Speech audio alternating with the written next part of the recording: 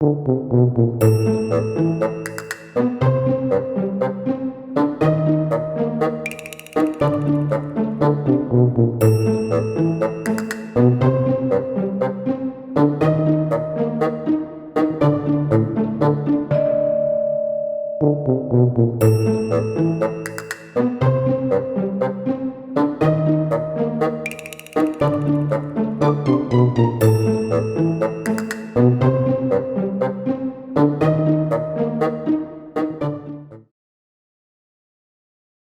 everyone, welcome to Cornerstone Kids at Home.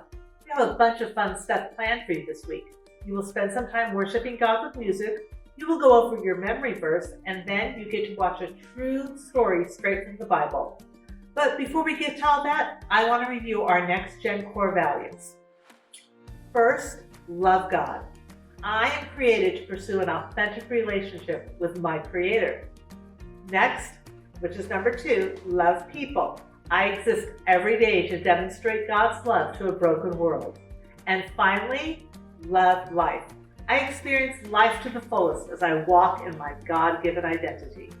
If you do these 3 things every day, I promise you that it will change your life and the lives of those around you.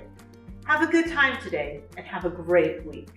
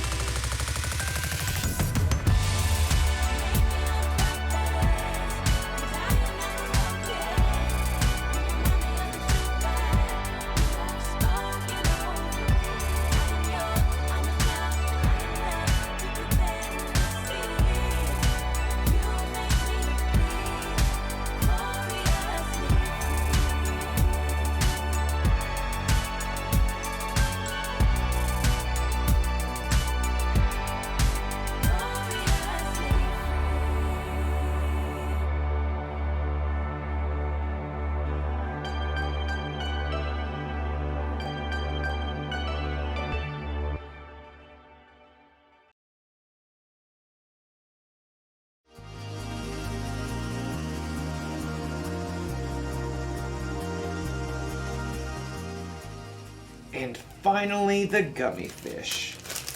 That's individuality for you. Individuality is discovering who you're meant to be so you can make a difference. Here's one thing I've discovered about myself. I have a very special gift. I'm kind of an expert at finding the perfect candy combinations. For instance, everyone knows that chocolate and peanut butter goes well together. But did you know that sour worms and cherry starburst together will make your head spin? But my most favorite combination is the one I'm working on right now. I start with sour candy. Oh, I love it so much. But too much sour can be a bad thing. So, to balance it out, chocolate covered raisins. They take some of the punch out of the sour. And plus, they used to be grapes, so healthy.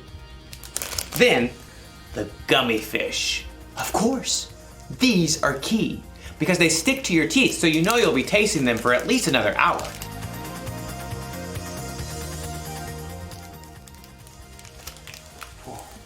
You see that? I used my gift of candy combining to really make a difference in my life. Now I have all these perfect little bags that I could enjoy for weeks to come. Or at least a couple of days. I'm going to eat so much candy. So much candy. I wonder if there's a better way for me to use my gift. One that won't make me sick or cost me a fortune at the dentist. You know, our story today is about a woman named Lydia. She had a very special gift too, and we're going to learn how she used it. So much candy. I'll see you soon. The Bible. It's 66 books of history, stories, letters, and poetry that fit together to form God's one big story. The epic adventure of how He created us and loves us so much that He made a way to rescue us. As we travel through the Bible, from Genesis to Revelation, we discover people who met God and found their lives changed forever. Now, for an amazing story, inspired by the book of Acts, chapter 16, verses 13 through 15. Lydia of Thyatira was a remarkable woman. Her city was known for its craftsmen, especially those who made and sold expensive purple dye. Take a look. I use only the finest snail shells. Though most successful people in business were men, Lydia learned the craft of purple dye.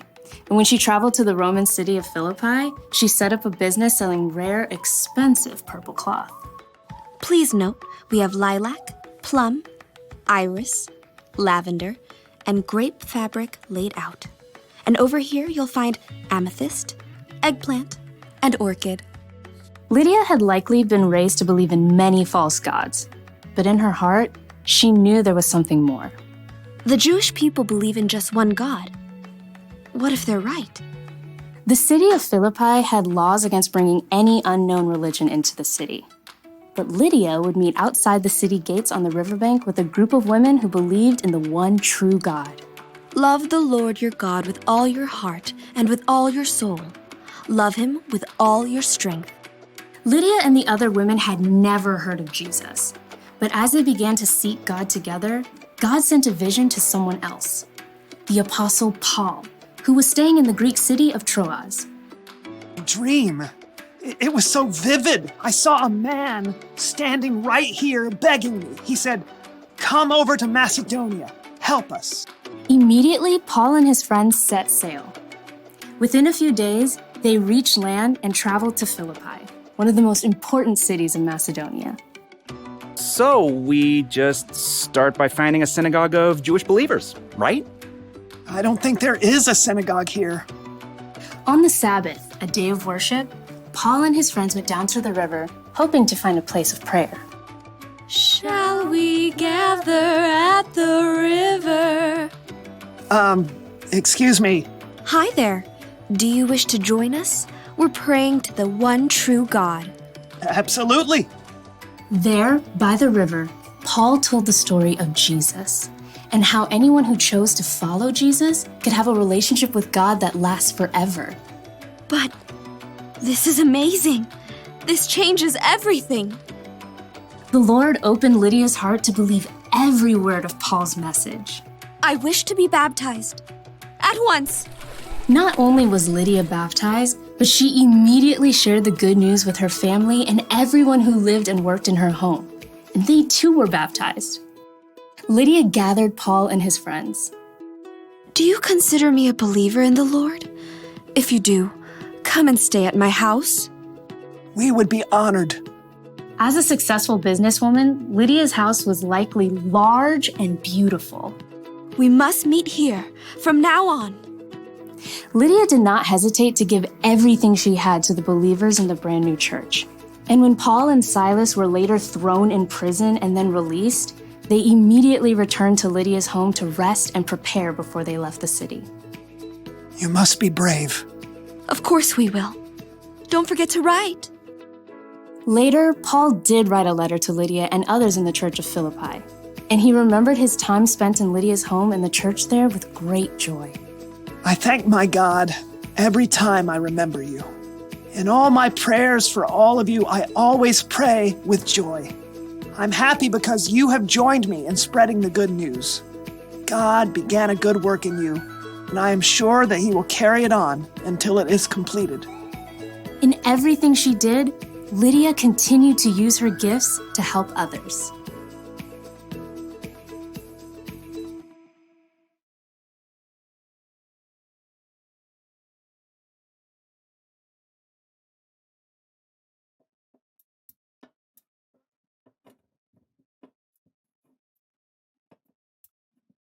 What are you doing, John? Oh, hey, buddy, I'm about to have some of this tasty treat. Oh, yeah? Eh? What is it? Green beans? No, Corn? no, Bean and bacon soup? yuck, no, Black beans? no, Red beans? no, Pinto beans? No. Garbanzo beans? no. I give up. What is this tasty treat? It's candy. Candy. Candy doesn't come in cans, John. Are you sure? Yeah, I'm sure. I'll bet you a pie in the face that is not candy. You're on.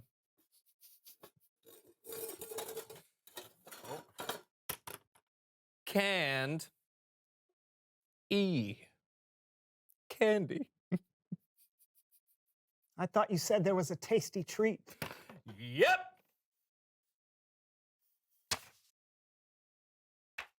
Tasty, right?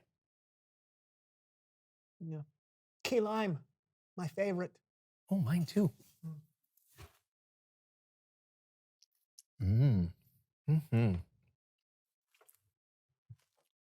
Mm-hmm. Oh, nope. Right on the hairline. Mm.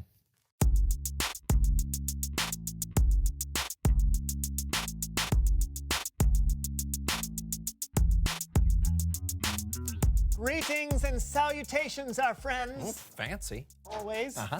I am Brandon. And I'm John. And welcome to the So-and-So Show. And what a show we have today. Am I right, Brandon? That's right. The beauty is, we don't even know what the show will be today. That's right, because whether you're at home or at church or on the International Space Station, wherever you may be watching our show today, you are going to choose what happens on today's show. You get to create your own So-and-So show. Okay, here's how it's gonna work. We're gonna do the show like normal, but whenever John and I have a choice to make, you're gonna make the choice for us. All you have to do is cheer for the choice you want, wherever you are in the world, and we'll go with whoever cheers the loudest. You got it? Got it. I was talking to them. I got it. Okay, so let's start. John, how is your day going? Oh, so good. So good. My Aunt Suzette came for a visit this weekend, and she always brings me candy. Oh, that is good. I want some candy. Do you have any left over? I don't know. Let me see. Ugh.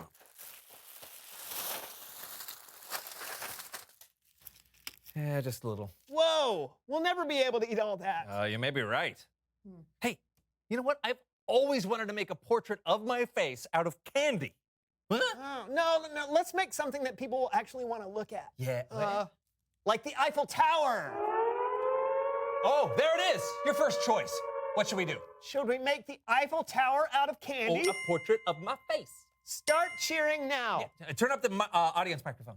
I want John! Oh.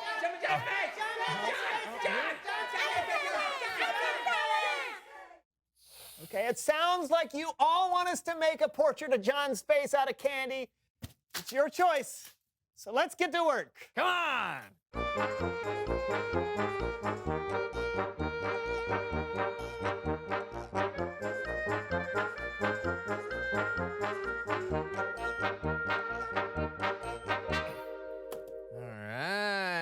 All right, here we go. And voila! That is unique. It's a treasure to keep forever. Yeah. Gluey. Gross. Yeah. Oh, that's perfect right there.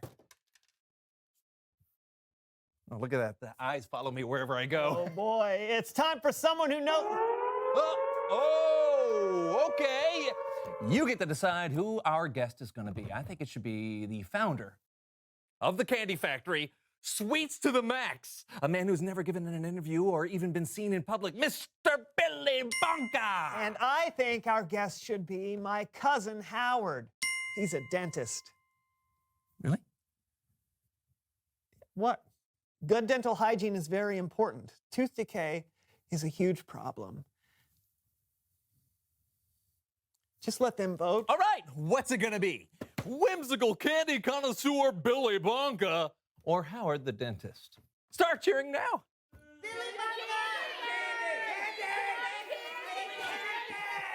My mom's a dentist. The people have spoken. Please welcome someone who knows style.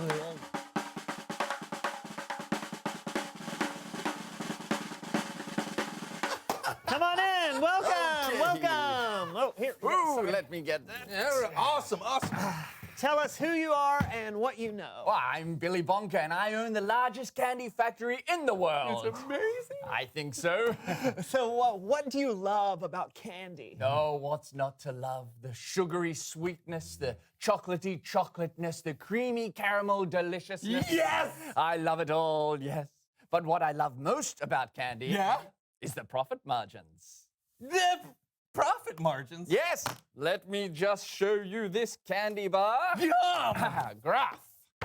It's a bar graph for candy. As you can see, the actual cost of a chocolate bar is 11 cents, but we sell it for $2.50. And then with quality market research and kids focus groups, we are able to determine the right color packaging that will lead to the highest profit margins. Do you know what the key to any successful candy company is? Delicious candies. No. Variety. No. Strategic shelf space and positioning. The most profitable candies are the ones at the approximate eye level of an average sized child. Children want what they see. It's really that simple. I think we're out of time. Are you sure? I have this delicious chocolate pie. Pie! Chart. It's a pie chart for chocolate. Thank you so much for being on the show today. Well, thank you for having me. Pie chart Oh, you can. Okay. Yeah. Yes. for chocolate.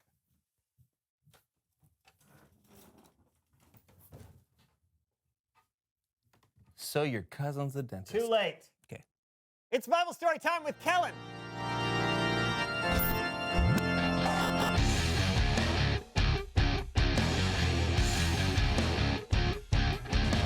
Kellen! How's it going, gentlemen? Well, what do you got for us today? Well, our story today is about a woman named Lydia.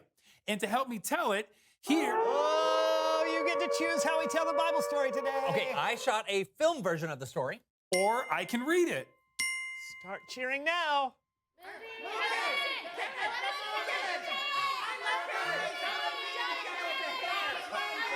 Mom's a dentist? Oh, that was a close one. But I think you chose John. What? Take it away, my friend. Oh, roll it.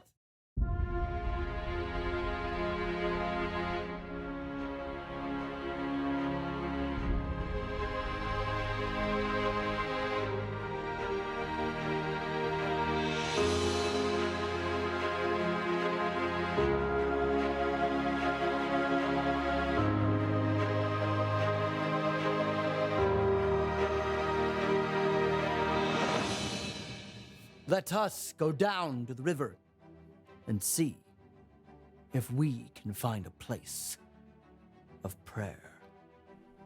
Paul, over there. I'm Lydia.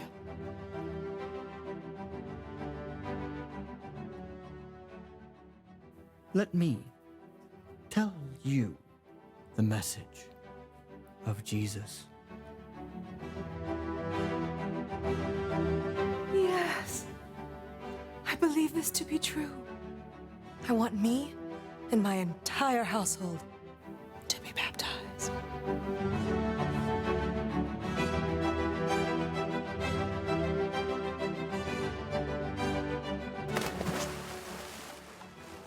Do you consider me to be a believer in the Lord? If you do, will you all come to stay at my house? Yes.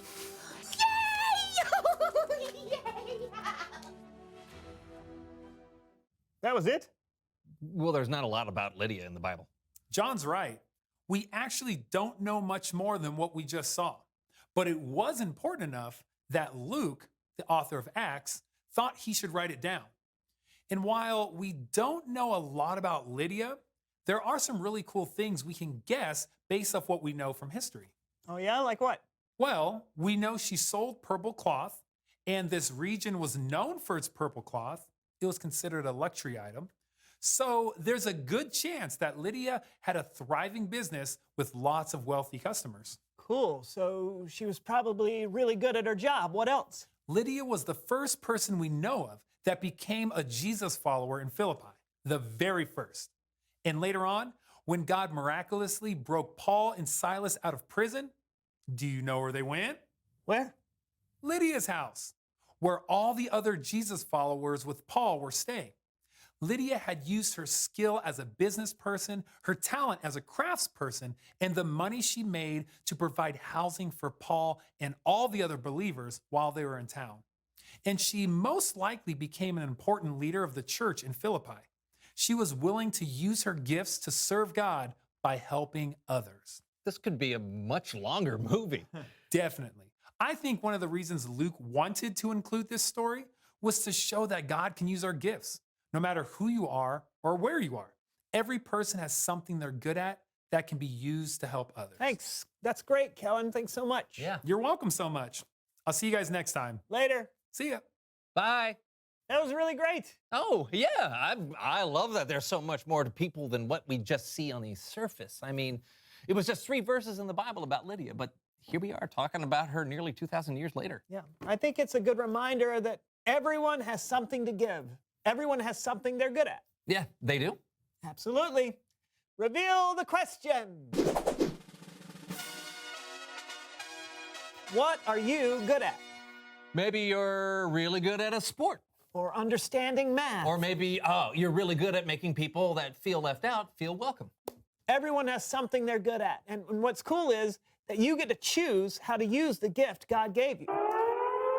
Oh, which brings us to your final choice of the show. Okay, what should we do for the credits? I say we eat my self-portrait. And I say we bring on my cousin Howard, the dentist. Start cheering now.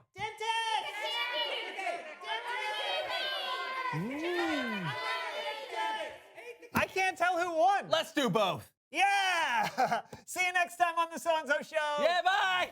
It's tooth time! Yeah! You get a toothbrush! You get a toothbrush! You get a toothbrush! You get another toothbrush! Yeah. Floss time! One for you! One for you! 'Cause I got some tongue scrubbers! Scrub your tongue! There's Top Pocket Floss right here! Oh. You got Top Pocket Floss! That gets all of the little gremlins out! Tongue brush, tongue scrubber! Yeah! I gave myself a cut. I ran out.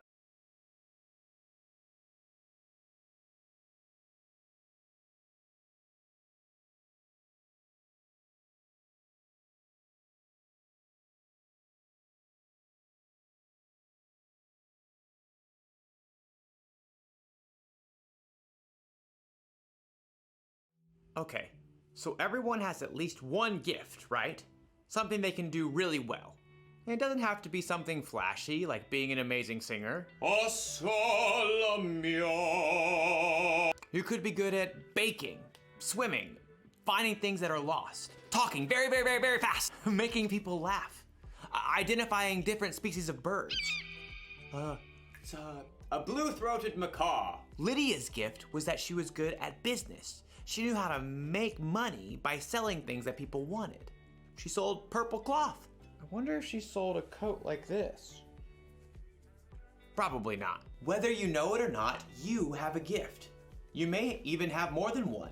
But what your gifts are isn't as important as how you use them. Lydia used the money she made in her business to provide a place to stay for the Apostle Paul and his friends. She used her gifts to help others. And Jesus was constantly teaching people, healing people, and loving people. He used his gifts to help others too. That's what we should do. When we're good at something, we shouldn't just use it to help ourselves or to make ourselves look good. God gave us our gifts, and we should share them with other people. That's the one thing to remember today. Use your gifts to help others. So I think I'm gonna share these bags of candy instead of keeping them all to myself. And not only that, I bet I can use my gift to help other people find their favorite candy combinations. I could go into business like Lydia. Whew. This idea is making my head spin. I'll see you next time. Now, what candy goes well with Chick-a-Sticks?